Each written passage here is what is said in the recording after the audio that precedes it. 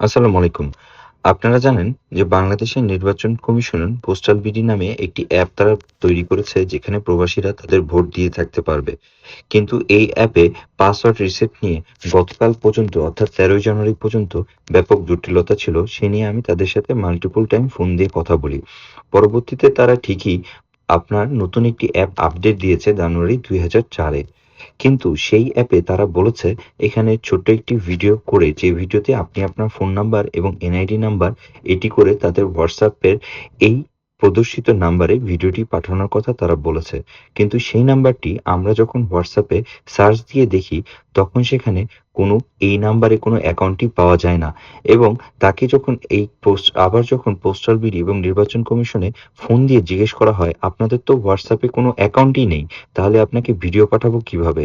তখন তারা আমাদেরকে সেখান থেকে জানায় যে তারা অন্য একটি নাম্বার দিয়ে সেই নাম্বারে ভিডিওটি পাঠাতে বলে।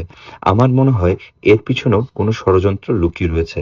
আপনারা ভিডিওটি দেখে থাকলে আমাকে জানাবেন যে আসলেই এখানে এনআইডি এবং ফোন নাম্বার নিয়ে তারা আরো নতুন কোনো ষড়যন্ত্র তৈরি করছে কিনা। আর যদি তাই না করে থাকে তাহলে অ্যাপে একটি নাম্বার দিয়ে নির্বাচন কমিশনারকে ফোন দিয়ে অন্য একটি নাম্বারে ভিডিও পাঠানোর কথা তারা কিভাবে বলে থাকে। ধন্যবাদ সবাইকে।